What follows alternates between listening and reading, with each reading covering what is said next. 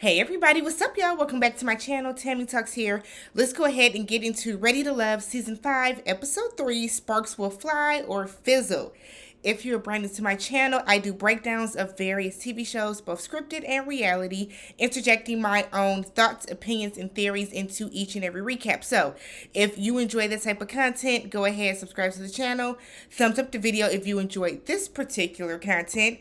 And then hop into the comment section, y'all. As always, let's talk about this. So, Ready to Love. I was optimistic about the season initially, but tonight's episode kind of bored me, to be real. But let's go ahead and talk about it anyways. So we have the First Ladies Lounge.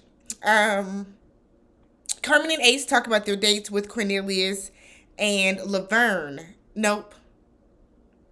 Yeah, Cornelius and Laverne. Carmen said that, her date with Laverne was good. Ace is saying that her date with Cornelius was just good. She didn't really give any more details about that. I thought they hit it off, but apparently they didn't, as well as they made it seem to us, at least. So Steve, nephew Tommy, Lord have mercy, they look so much alike to me.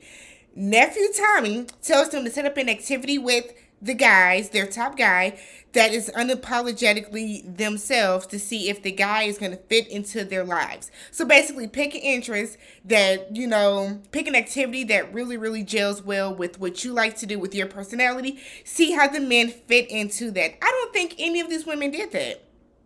I don't think any of those women, understood the assignment, let alone followed it. So, okay. He then tells them that there are going to be 2 more singles that are going to join them on blind dates, and that Dakia is going to represent the women, and she's going to meet Eric. So we switch over to Dakia and Eric's date. Eric is handsome. I liked Eric. He had a nice little salt and pepper. Goatee beard situation going on. So he said that his parents are his role models for relationships. They're still married. They still have a very playful, flirtatious relationship. So that's who he likes to model it after, which I agree. I model what I would envision my future marriage to my husband to be after my parents. My parents have been married for 43 years. So I kind of feel like, why wouldn't you model that off of someone that you see in real life and not off after these celebrities that people seem to want to model relationships after? So we find out that Eric is a preacher's kid. His father was a pastor. He was also in the army. So he's a bit of an army brat. So he is currently a chef. He went to and graduated high school in Germany, and he got married at 18 years old. And I'm like, who isn't divorced on the season? To me, and this is just to me, nope, never mind. I'll get to that later. So he said that he actually moved back to DC because he was living up in Harlem, and Dakia cuts him off, right after he says that he was in Harlem to help take care of his uncle with cancer. And Dakia said that she is a cancer survivor. She had cervical cancer. They were able to get her into remission, and she's been doing well. So kudos to her for being a cancer survivor. However, Dakia, I felt like everything that man said, she was saying, me too, me too, me too, me too. And it kind of came across a way. I mean, she can't help that she was a cancer survivor, but it just kind of came across a way. Maybe that was just me.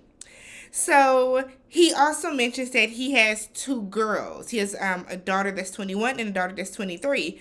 And she was like, oh no, you have women. Those are grown women. So she does not have any kids, and she's wondering if he does want to have kids.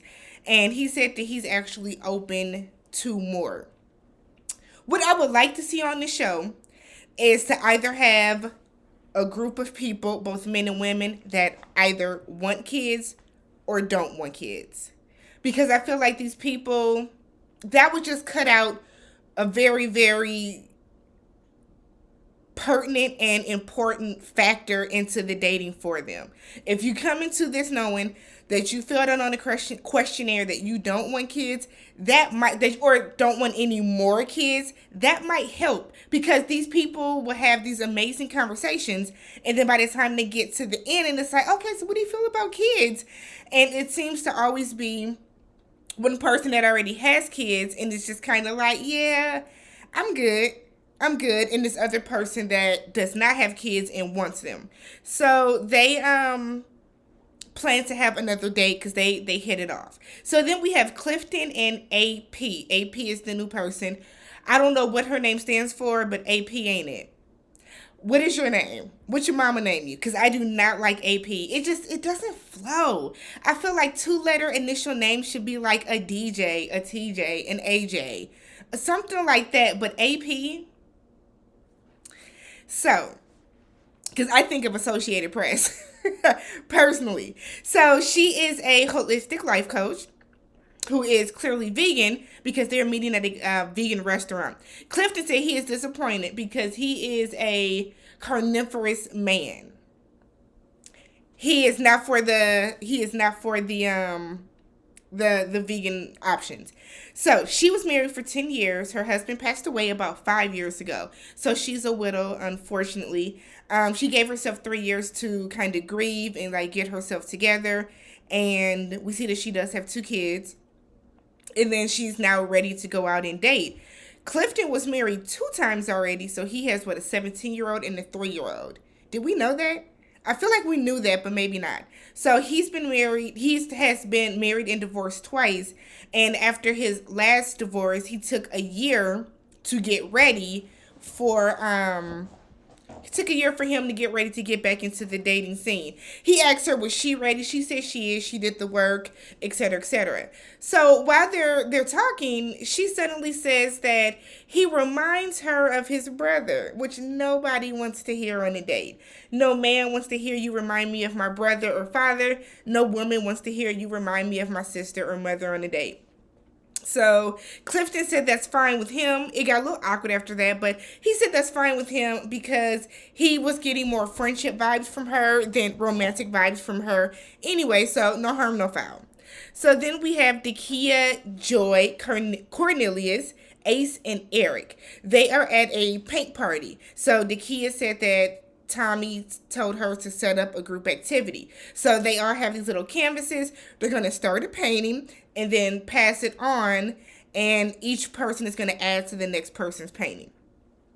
Cornelius is sitting up there painting a picture of his dead cat, whose name was Pimp. Pimp died at the age of 14. And then he said he doesn't understand why people don't like cats. I can tell you. For one, cats be all over people's stoves. And I'm sorry, if you have a cat, I am not eating in your house.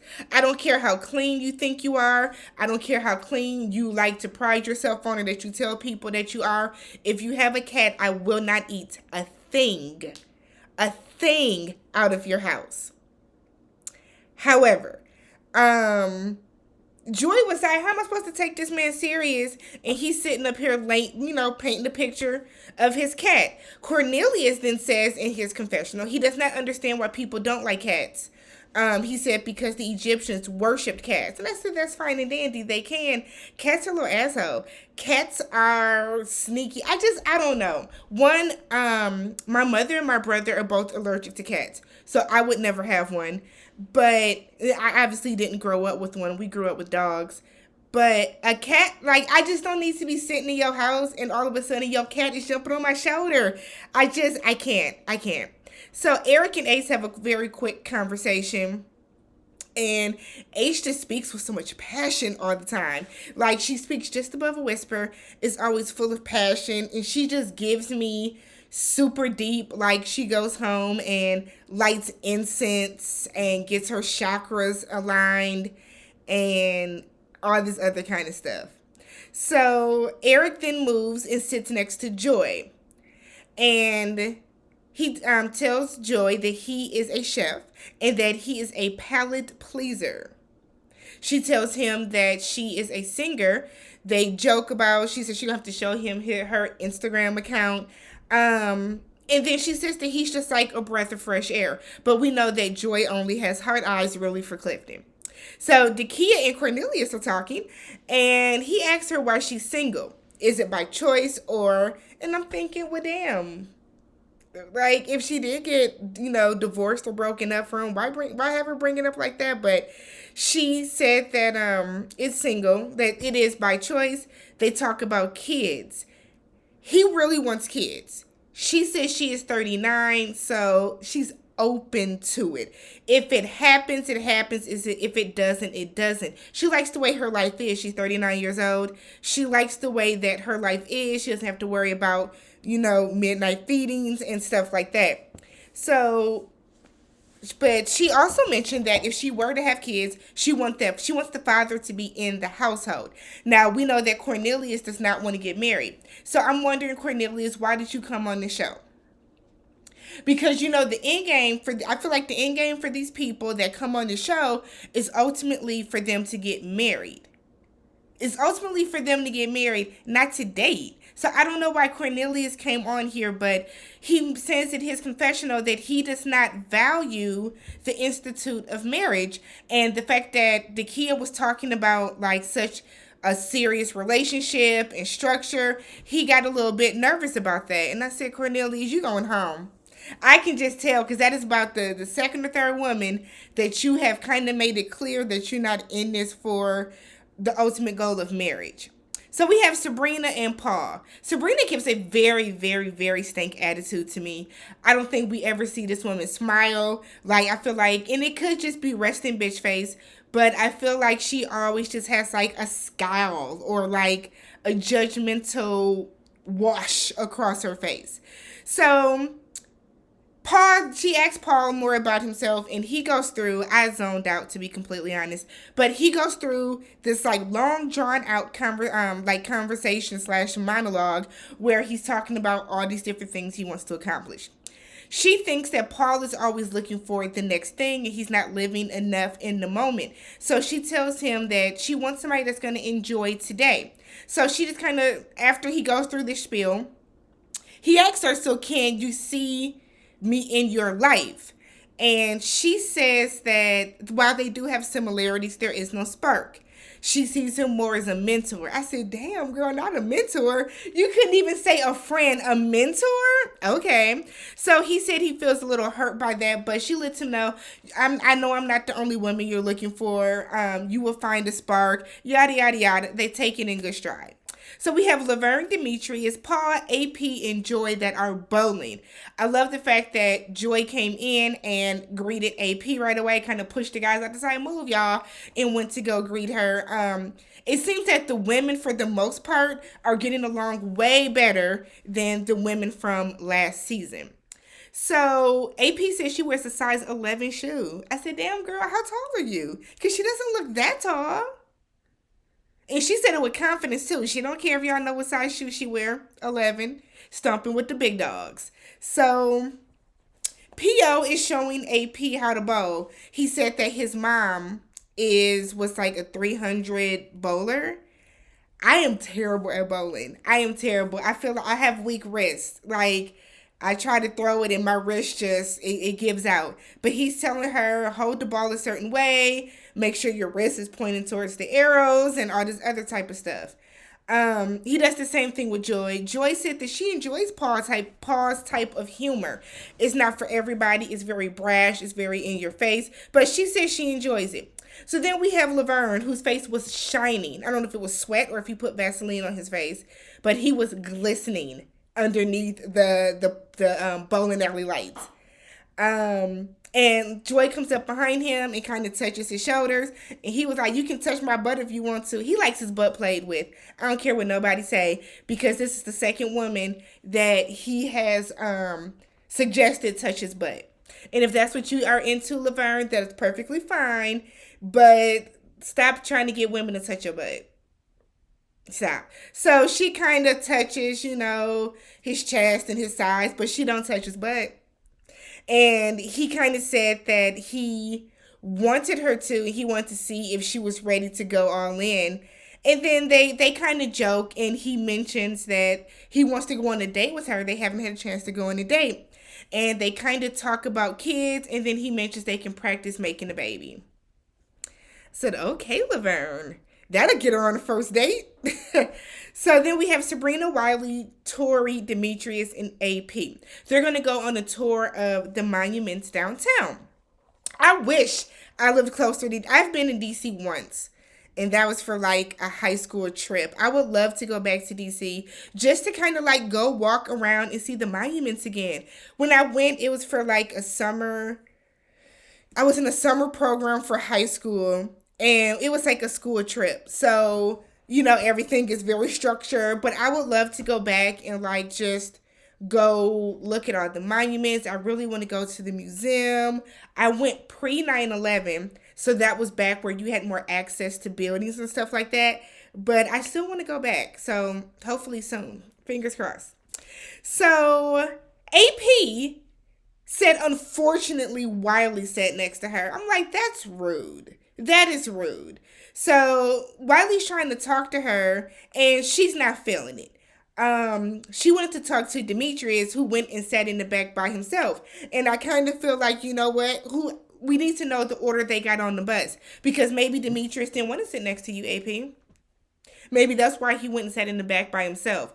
I don't know why they even arranged a trip like this that had 3 men and only 2 women. Why wouldn't you like? Okay, but maybe it's so that they can fight it out. I thought that was kind of dumb to not have 3 and 3. So Wiley's talking to her, and the entire time you can tell that she's not paying attention. She's being like very short with him, and I'm like, why did they put Wiley on this cast with these old people? Wiley is 32.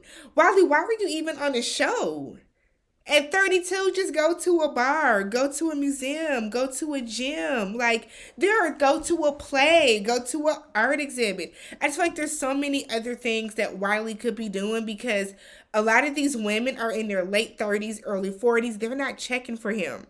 So when she finds out that he's 32, she says that she looks at him as one of her students. And I'm like, what do you teach? That he would be one of your students. So Sabrina's talking to Tori, and she said it's awkward because Demetrius is right behind them, and he hears everything, but she wanted him to like interrupt and interject, and she kind of feels like he should be kind of fighting for her attention. I said, oh, Sabrina. He's listening, so basically he's soaking in every... Okay, girl. So now we have Clifton and Joy at dinner. She wanted to get a hug from him. He looks like he gives good hugs. Nice strong hug. I mean, we saw him lift her up very easily. So he is looking at her food. She offers to feed him some. So she gives him a bite, and he immediately was like, it's coconut in here. He can taste the coconut. He is allergic to coconut. He said now what typically happens, he gets very hot. He starts sweating. His heart starts, thumping, and then I guess he passes out.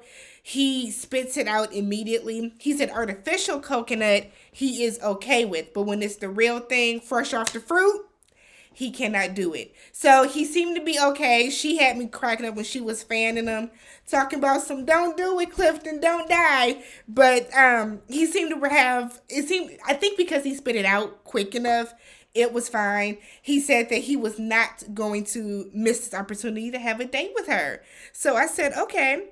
They talk about how she was raised by a single dad, and how her father passed away. And when her father did pass away, she didn't grieve it. It took her like a year to cry about it. Clifton talks about how his father died when he was 23, and he was the nucleus of the family. And when his father died, he felt that he had to be so strong for everybody. So it took him a couple years to finally cry and release all of that type of pain that he was going through as well. So Joy said that she's so comfortable with him, and it's good for her to have somebody that can relate in those situations. So many times people tell you that they relate. Oh, I get it. I empathize with you. But unless you have a very similar experience like that, you kind of really don't. I like them together. I really do. I think Joy is just nice overall. Like, to all the men, she keeps the same personality along the line. And I think Clifton keeps the same personality every step of the way with the men as well. I mean, with the women as well. So we get to the ladies' lounge. Ace said Laverne is her top connection. Joy said her top connection is Clifton, but she does need a do-over because she almost killed him during the date. And everybody laughs and it's funny. And Tommy said that he's going to send them on another date and he's not going to let them eat on this one. Okay? So every time somebody would mention Clifton as their top connection, Joy looked like, I couldn't quite read her. It was a mix of nervousness and kind of like, you know what I mean? But it wasn't rude. But I think it's hilarious that whenever you have all these ladies, everybody knows that they're dating everyone else, but whenever one or two other people have the same connection as you, they're always kind of like, as if it's like no one else should like him. I think that's always funny. So they all listed kind of their weakest connection as Laverne, Cornelius, and Paul. Their reasonings for Paul are that Paul is very guarded. He's not opening. We see the way he likes to play 21 questions. And Precious, like, low-key gets defensive. I want to talk about Paul. Precious, one, talks too loud. Precious's part is down here on her head, which gives her a comb-over effect that I don't quite understand. But Precious said that she steps up to defend Paul, and while she agrees with everything all the women have said, she's okay with that. It's giving thirst. It's giving thirst and it's giving desperate. So you are hearing all the negative things that women are saying. You agree with that, but you're okay with it. I would have kept it to myself. So then we have Cornelius and Joy. They go out on a date. Cornelius was surprised because he didn't get good vibes from Joy initially. So he was like, maybe she found some type of spark that he didn't know. She tells him that the ladies don't have a romantic connection with him. And he said he was surprised. He was surprised. I said, Cornelius, why? You have been telling these women you don't want to get married. You're giving big brother friendship vibes to everybody. So, but he took it in good stride. And he said this is the first time he has ever been friend zoned by 7 women at the same time. And now he feels like he needs to re-examine and rethink what he's been doing. So then we have Precious and Paul. Precious was talking loud AF. Like I legit had to turn down my TV because I felt like she was talking so loud. But she said she was nervous and saddened that she had to deliver this news because they are each other's top connection. So is she wearing color contacts in the confessional? Oh, before I forget, Carmen said Clifton is her top connection. She thinks they had a good connection. I want to say, no, girl, if you didn't have them blue zombie contacts in, y'all might have been, but he wasn't feeling those. So you might want to move away from, go to Laverne. Go make Laverne your top connection because you had no problem touching on his glutes on your first time meeting him. So Precious tells Paul that the women feel that he is too guarded, okay? Paul said, well, he is who he is. And if women have a problem with a man being straightforward with them, they need to look inside themselves. I said, wait a minute. Calm down. It's giving defensive for absolutely no reason. Paul said he's not going to sweet talk you. He's a straight shooter. So either get with it or get right or get left. Like, Paul just reminds me of somebody that still says jive turkey and talks like he is still stuck in the 70s. I personally think Paul is too old to be on this damn show at 48 years old. I'm sorry, but Paul is too old to be on this show. And Paul is showing us each and every scene why he is still single. So the fact that he said that he said that the women need to look into themselves if they have a problem with the man giving them the truth.